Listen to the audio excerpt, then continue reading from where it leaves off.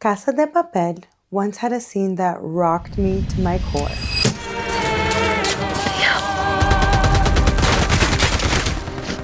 No estés triste. Voy a acabar algo. No. Pero es el primer día de tu siguiente vida.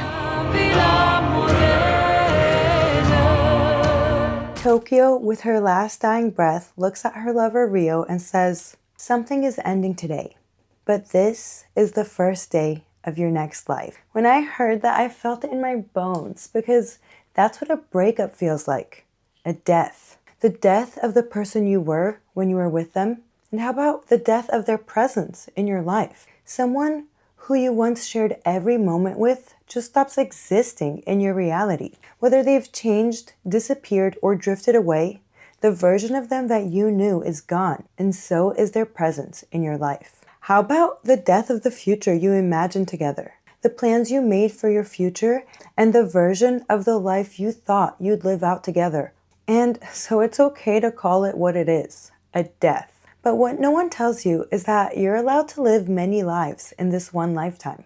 And when a relationship dies, it's not the end. It's a new beginning. And it's the initiation of your next life. A whole new life. I know. That's tough to hear when you're fresh out of a breakup. So let's break this down together. If you're sitting there with your heart in a million pieces, with your soul shattered like a shipwreck, and with your eyes full of tears that just won't stop flowing as a result of a breakup, then this episode is for you.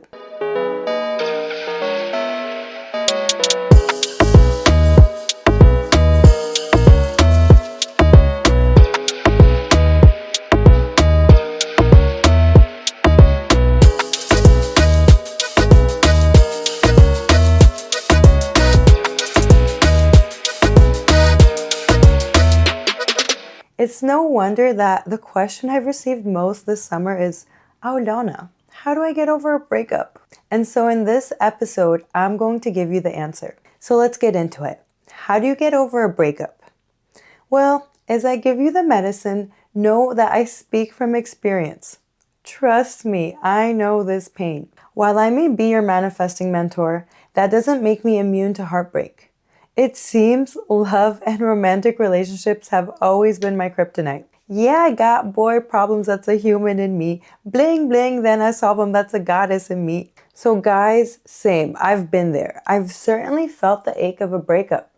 Losing and missing someone who once used to be my person, my soulmate, my lover, and my best friend. But I can also look back now and see something beautiful in the experience.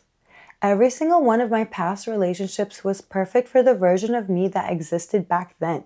Each one was a mirror, a teacher, a piece of my evolution. You see, when relationships end, it's not because we failed at something. I believe society has got it all wrong with this viewpoint of seeing breakups as a giant failure. Relationships end because with the passing of time, people grow into new versions of themselves. We're allowed to grow, we're allowed to change, we're allowed to see the same people, places, and situations with new eyes and different perspectives.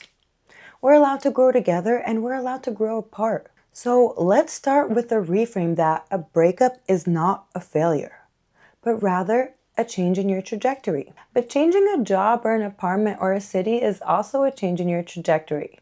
If it's that simple, then why are breakups so excruciatingly painful? Well, let's start there, with the death.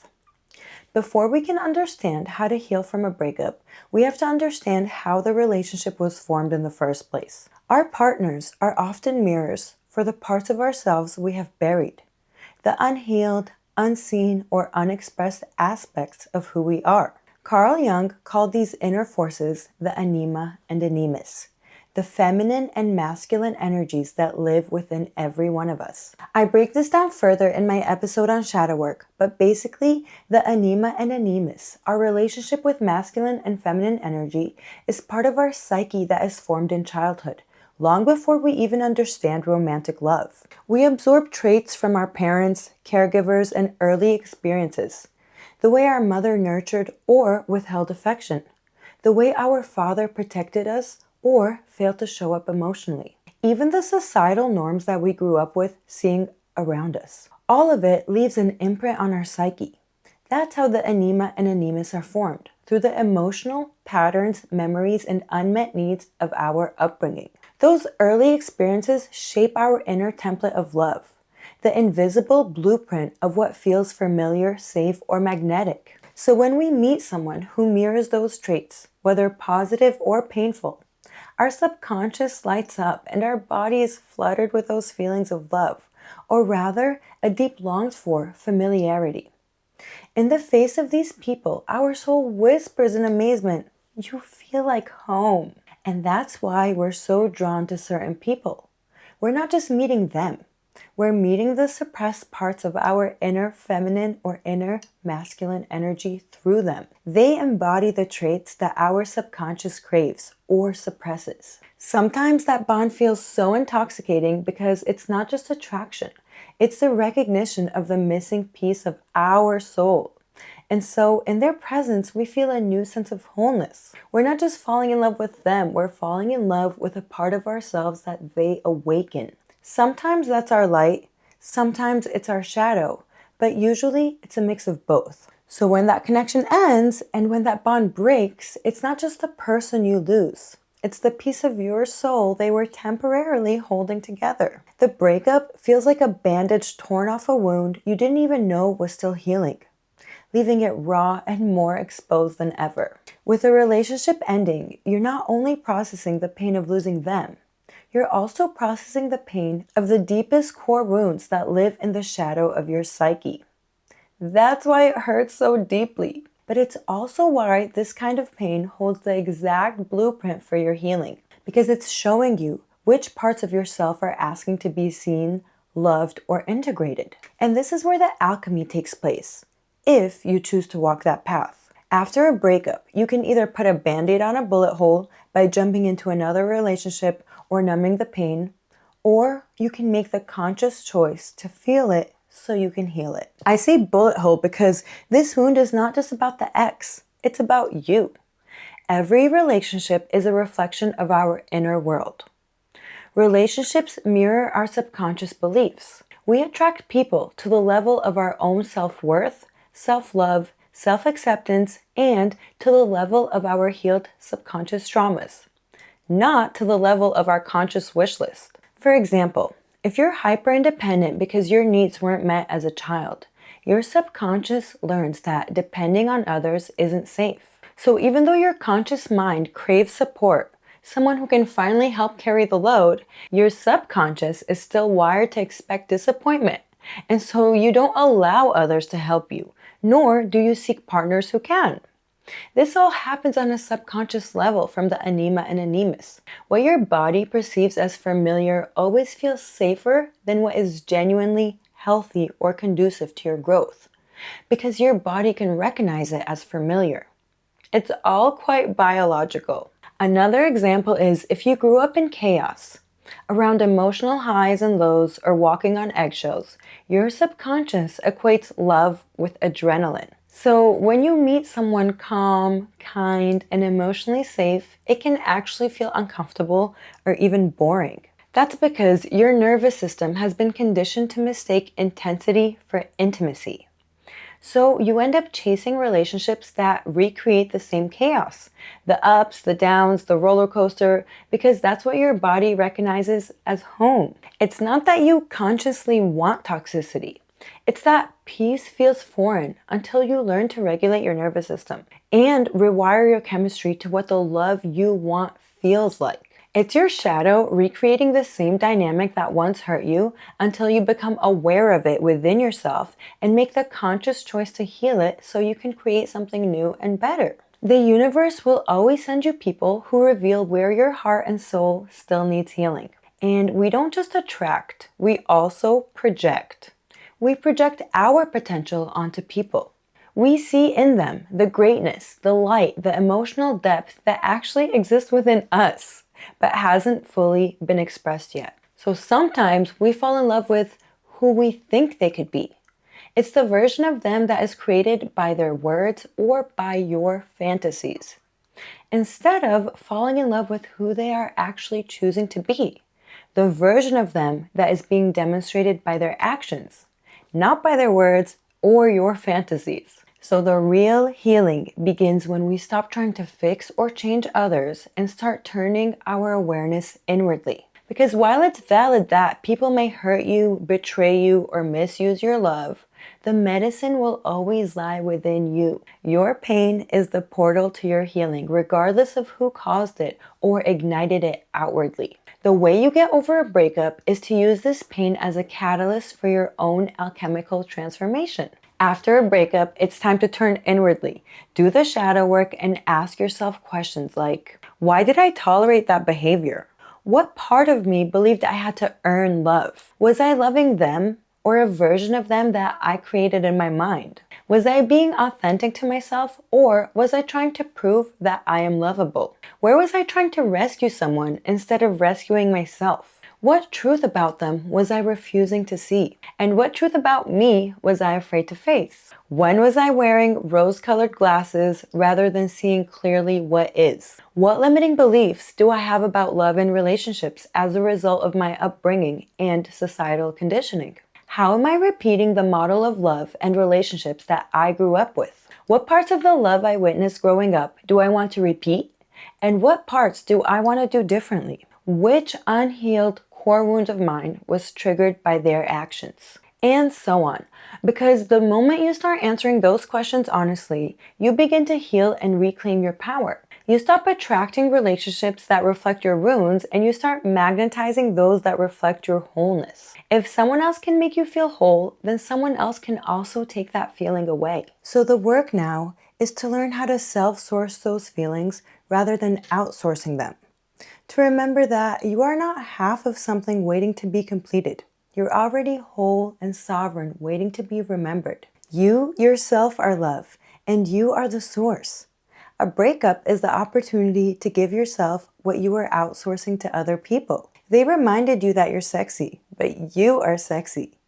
They were just mirroring that back to you. They gave you that feeling of stability, but you can create stability for yourself. They made you feel seen, but you need to see yourself. They ignited love within you, but you are love yourself. Recovering from a breakup is remembering that. And for some of you, it's remembering that for the first time. And this doesn't mean you have to be 100% healed before you get into another relationship. I don't even believe there's such a thing as fully healed. We're always evolving, always learning about ourselves. But there is a difference between seeking love from a place of emptiness and sharing love from overflow. So the way you truly get over a breakup isn't by rushing to replace the person, distracting yourself, or pretending that you're fine. It's by using the pain as a portal to your own healing. That is certainly the more difficult path, but also the more rewarding one. That's where that post-breakup glow-up comes from. It's not about a competition with your ex. It's about your soul evolving. Every ending gives you a choice. Repeat the same cycle or revolve from it. And yes, the pain is valid. It feels like a death because in a way it is a death of who you were. But if you do the alchemy, if you turn inward, face your shadows, and use that pain to explore your own soul and subconscious, then you'll be reborn. Lighter, happier, glowier, more sovereign, more whole, and more you than ever before. You'll start magnetizing a whole new life from a higher frequency, one built on self-love and awareness instead of old wounds. And that journey can look like therapy, journaling, shadow work, crying, meditating, heck, even hitting the gym and sweating it out. I have a whole episode on how to conduct the alchemical process and another one on how to do shadow work, which I really recommend you listen to or watch after this. Because that's how you get over a breakup, by going inward and using it as a sacred initiation to your own evolution and rebirth. In the end, I want you to look back at your relationship like a movie, a past life you once lived. Whether it was filled with joy, passion, pain, or all of it, I want you to see it as a chapter in the story of your life and evolution. And when you look back at the relationship and see more of yourself than of them, you've completed the alchemy. Because that's what breakups really are, the burning down of who you thought you were, so you can remember who you truly are. And how beautiful is it that we get to even experience the pain of a breakup? Pablo Neruda says, if nothing saves us from death, at least love should save us from life. If we can't escape death, the conventional kind, or even the metaphorical death of a breakup, then love, in all of its forms, is what makes being alive bearable, beautiful, and utterly human. How blessed are we to be able to feel the kind of love that expands us and the kind of pain that cracks us open. How blessed are we to experience the deep ache of a breakup, a pain so real it feels like a death, and yet how blessed are we to have known love at all? Having a relationship not last forever doesn't make it any less meaningful or valid, and it certainly doesn't make it a failure. Because the point of the relationship was not for it to last forever. It was to serve as a fire for your mutual evolution, a catalyst for your becoming, and one life within the many you get to live in this lifetime. And how miraculous is it that after so much pain, we still have the capacity to return to love again. Love that may come through another person, or love that flows from the endless reservoir within ourselves. So the last piece of medicine I'll prescribe to you to heal from the breakup is to recognize the beauty of it all, to find gratitude for the human experience, for the joy, the heartbreak, the chaos, the calm, the ending, and the rebirth, for the ability to feel it all, because to feel deeply is to live deeply. And that, my love, is what makes this human journey worth living. If you resonated with this message and liked the episode, please take a second to like, subscribe, and share this episode. It really helps me reach more souls who need this message. Please also share your thoughts and experience in the comments below, or feel free to message me privately, because this space is not my podcast, it's our community. Thank you so much, beautiful souls, and see you in the next one.